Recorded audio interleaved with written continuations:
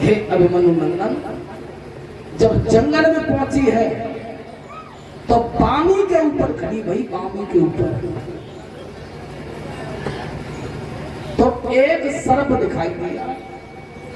बस सर्प को देख के माता सुनीति ने अपनी भुजा आगे कर दी। अरे सर्प ले, तू मुझे से मैं मरवा चाहती हूँ। सर्प ने अपनी भाषा में कहा,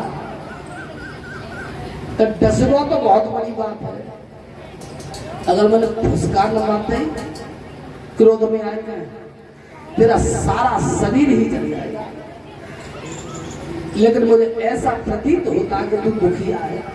अरे मैं तो वैसे हूं, अधोगति में पड़ा हूं, और फिर बिना अपराध के मैं तुझे डस भी लूं, मुझे नर्क में भी स्थान नहीं मिलेगा। लेकिन तू बेटी किसकी है, मरना क्यों चाहती है, कारण क्या है? रो करके मैया सुनीति ने उस सर्प से कहा, पुत्र मनु महाराज मेरे ससुर हैं, उद्यानपाल महाराज की घरवाली हूं, मेरी सौत है, उसका नाम है सुरुचि, नाना प्रकार का मुझे कष्ट दे रही है, अब दुख बर्दाश्त ना हो, और तासु में आई ना जंगल में मरे रहेगा। सर्प फुसकाने भरने लगा था और अपनी भाषा में कहने लगा, मैया तू बस एक बार अपने मुंह पे कह दो, एक बार कह दे, और अभी नगर अयोध्या में जा रहा, सबसे पहले तो तेरी सौत सुरुचि को डसूंगा भवन में जाकर, और मैया तेरे पति उद्यानपाल महाराज जब काया में लपेट के किसी समुद्र में न मैंने फेंक दिया तो मुझसे सुरसा का बेटा कहेगा कौन? जैसे जी बात कही सोई मैया निहुत रहते आगे बढ़ गई। क्यों? विचार कर रही थी कि मैं एक पतिव्रता नारी हूं, ये मेरा दायित्व नहीं बनता, धर्म नहीं बनता है कि मैं अपने पति की अवज्ञा का व्यापन भी करवाऊं। मैया बढ़ गई। भाइयों, विशाल जंगल था, और तब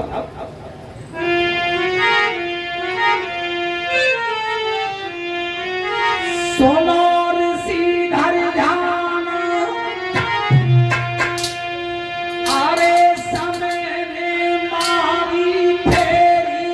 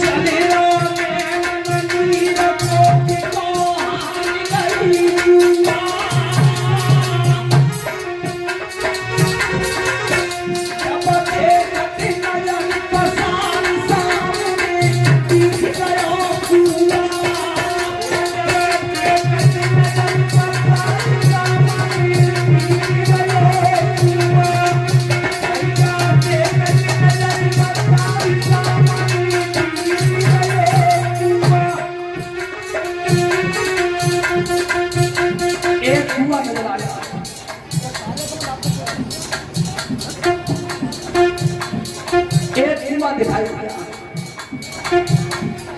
अरे धनी सी दिख रही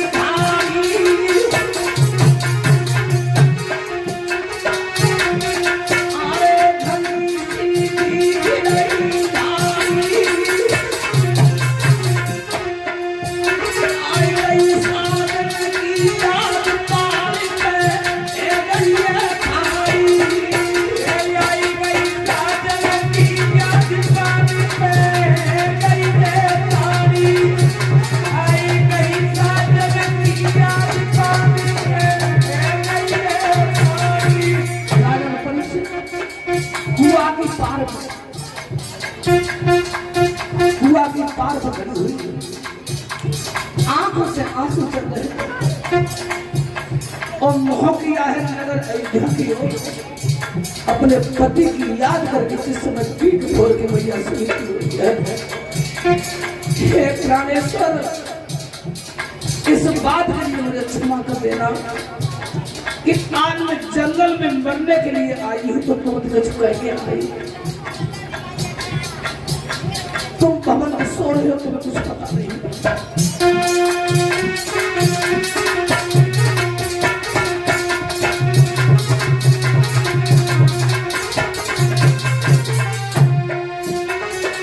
आप हत्या करना चाहती थी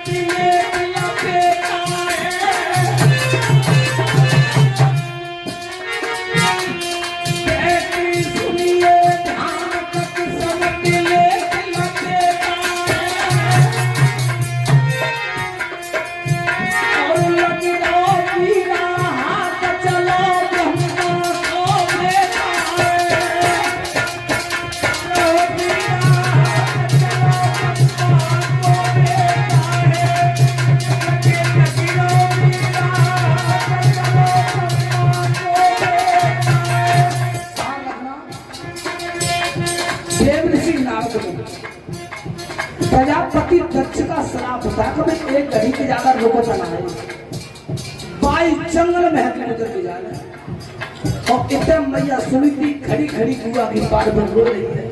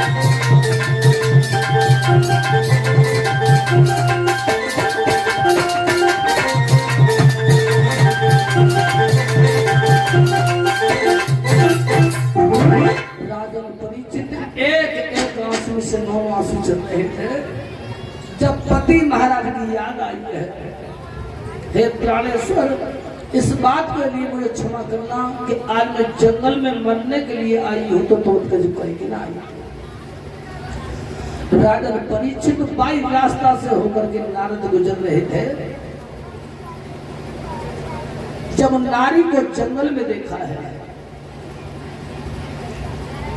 तक तकी बांध के देवऋषि नारद निहार रहे थे कि कोई दुखी आए जैसे कदम कुआ की ओर रखा सोई आवाज लगा दी ठहर जाइए कौन हो बुलाते नारद और मैया सुनीति ने जोड़े क्या नाम है तेरा किसकी बेटी है कौन तेरे पति है हाँ? क्यों बनना चाहती है बाबा मेरे पिता का नाम है धर्म ऋषि, धर्मदेव की बेटी हूं और उद्यानपाद महाराज मेरे पति हैं, मनु महाराज की मैं पुत्र वधू हूं। मेरा नाम सुनीति है। नारद जी कहने लगे, ए लली जी बता, इतने बड़े घराने की, इतने बड़े घराने की तू पुत्र वधू है के, और ललिता जंगल में मारी मारी डोल रही है, बात क्या है? कौन सी बात की कमी पड़ गई घर में? सो तुम मरना चाहती है? विश्वास लेकर के भैया सुनीति बोली है, बाबा मेरे कोई संतान नहीं, इसलिए मैं मरना चाहती हूँ। और देखो बेटा के खातिर मैंने अपने पति की दूसरी शादी करवाई, संतान सोची के भी नहीं हुई, इसलिए मैं मरना चाहती हूँ। अब दुख बर्दाश्त होता नहीं है, मेरी स्वत नाना प्रकार का मुझे कष्ट दे रही है।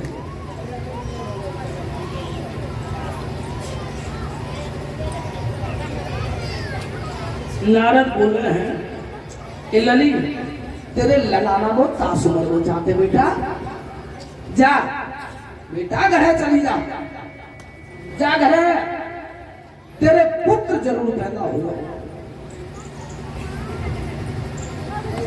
मैया चुप रही। लली सुनीति जा, लौट जा, लौट जा, तेरा बेटा निश्चित होगा।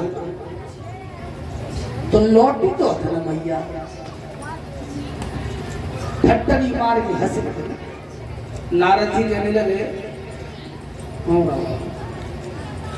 नारद जी कहने लगे, ए लली एक एक आंसू में थे तू दोनों आंसू डाल रही है? अब तो हंसी आई है। महाराज क्या गए, एक एक आंसू में दोनों आंसू डाल रही, और अब तू ठट्टनी मार के हंस रही है? रोवे को कारण तू बता रहा है भाइयों।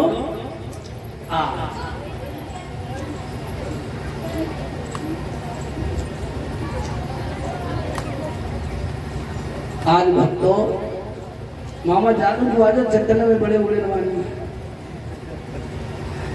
आज सुनीति कहने लगी, बाबा हंसी आने का कारण है,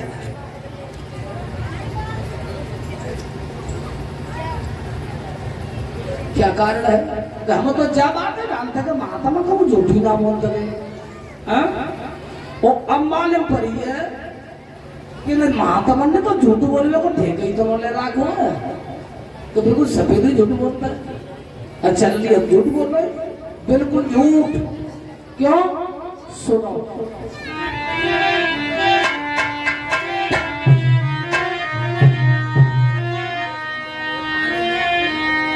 मोए 12 बरस नहीं बीते,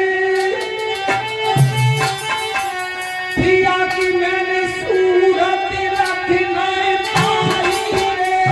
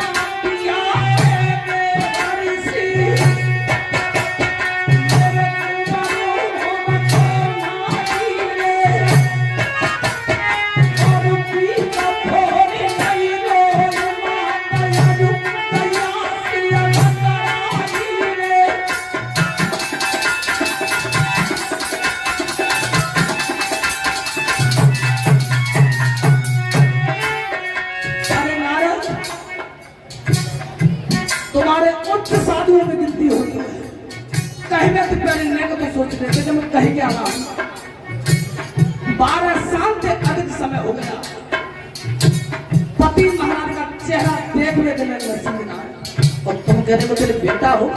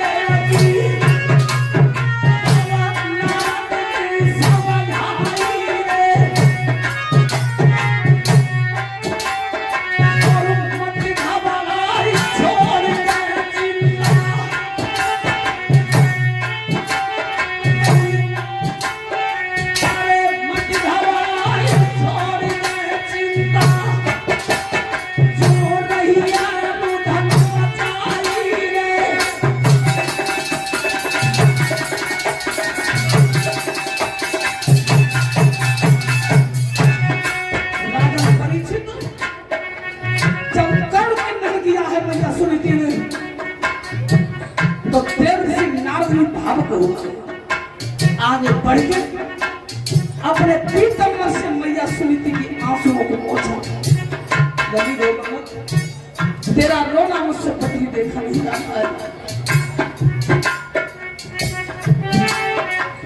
अरे पुत्री तुझे इतना ज्ञान नहीं है मेरा नाम है नारद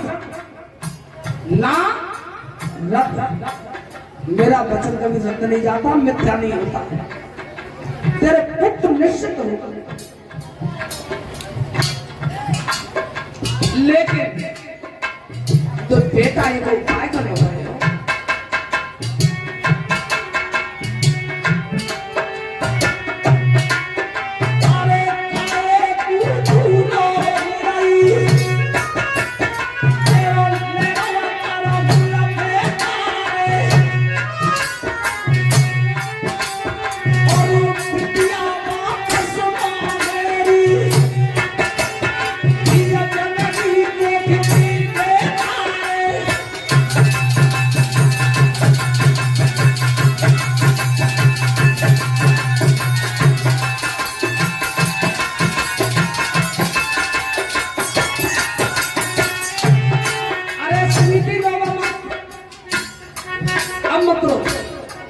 बहुत देर हो गई आंसू मत डालना मैं तो 3 बात बता रहा हूं और तेरे पुत्र पैदा हो तो मुझे ब्रह्मा जी का पुत्र नारद मत देना उसी समय साड़ी से अपने आंसू बाबा 3 की बात कर रहे हो बस 3 ही बात मांगी 3 वचनों में पाल बत रही है मुस्करा कहती बाबा पूरे 30 बात मांगी पर मेरे बेटा है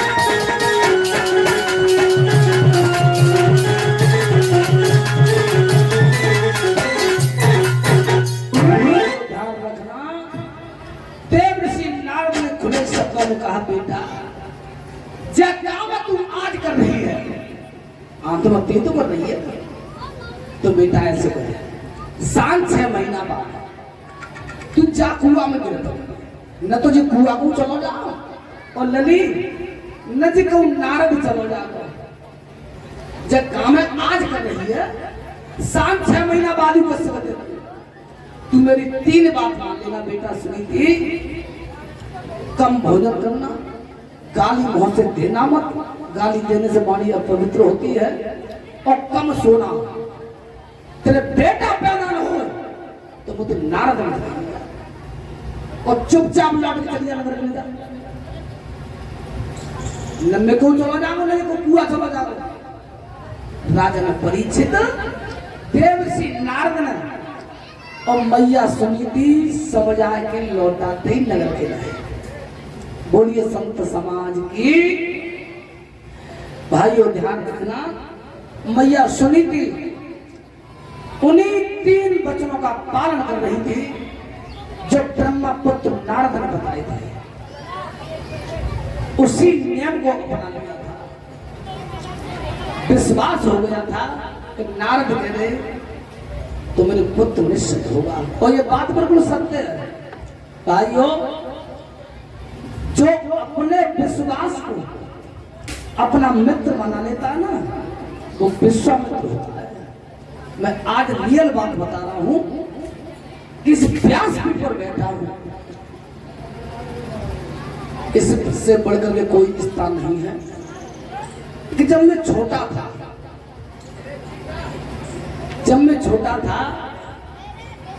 तो मेरी लगन वास्तव कि माता रानी साक्षी है, लगन मेरी सिर्फ गायकी में नहीं थी। इतना मैं पढ़ाई में ध्यान नहीं देता था, और उससे बढ़ के दुगना ध्यान बचत गायकी में देता था। तो ध्यान रखना, इंसान को अगर लगन लग जाए तो लगी बुरी होती है। ऐसी बात नहीं है कि परिश्रम करो और फल न मिले। तो ध्यान रखना, धीरे धीरे समय व्यतीत हो रहा था। समय व्यतीत हो रहा था। इधर उत्यागपाद महाराज ने विचार किया कि परमात्मा मेरी तो किस्मत ही फूटी है, न बड़ी रानी के पुत्र पैदा हुआ, न छोटी रानी के। अब मेरे वंश का नाम तो मिट्टीदा है, वंश तो मेरा चलेगा नहीं है। अब मैं देखना चाहता हूं कि मेरी भुजा में बल कितना है। अगर मेरी भुजा में बल नहीं होगा तो जब थाने रानी को छोड़ के, यानी राजपाटा छोड़ के, और जंगल में तपस्या करने के लिए चला जाऊंगा, ताकि मेरा अगला संस्कार तो बन सके। ये बात बिल्कुल सत्य है। रामायण दर्शा रही है कि सामर्थ्य को न दोष गोसाई, और रब का वक्त सोचल की नहीं। भोले बाबा कहते हैं, पार्वती जिसकी काया में बल होता है उसके लिए कोई कार्य कठिन नहीं होता है। आज हुक्म हुआ है राजा का कि आज मैं जंगल में जाना चाहता हूं, मेरे घोड़ा को तैयार करवाओ। राजा का हुक्म था, कोई दिन नहीं हुई। राजा ने परीक्षित और कछु सिपाही राजा उत्यागपाद ने संग में लगा, हाथों में भाला ले लेकर के सिपाही चल रहे। राजा ने परीक्षित और जंगल के लिए प्रस्थान कर रहे थे राजा उत्यागपाद।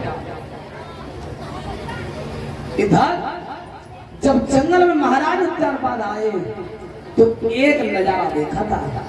क्या?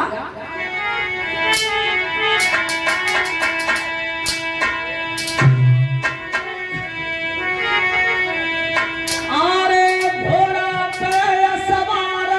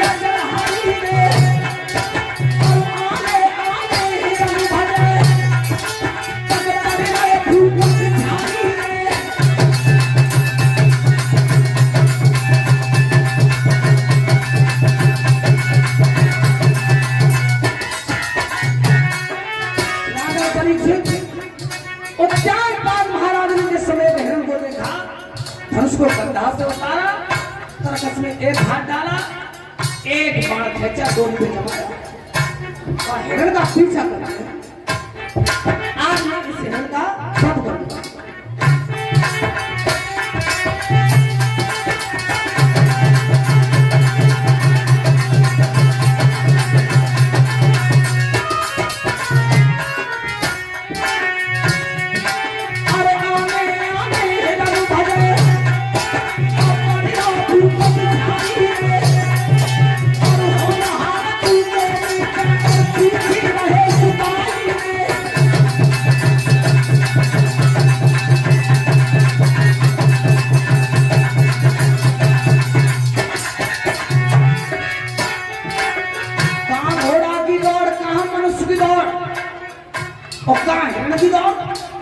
जितने सिपाही हाथ में भालों लेने के संग राजा के भागने पीछे पीछे सांस भूल गई,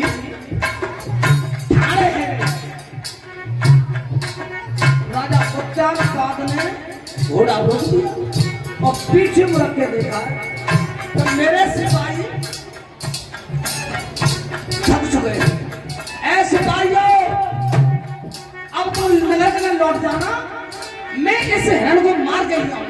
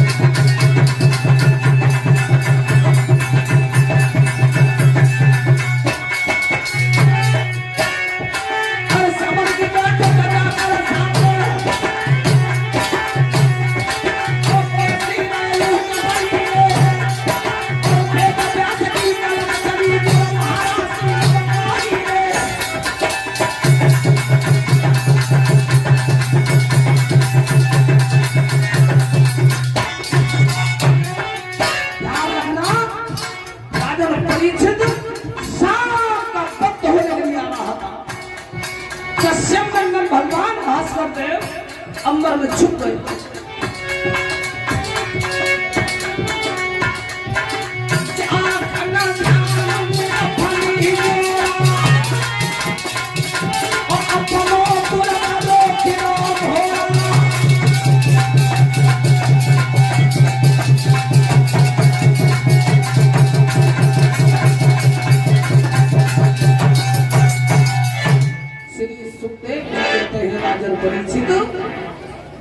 सिपाही पीछे ढाणे रह गए।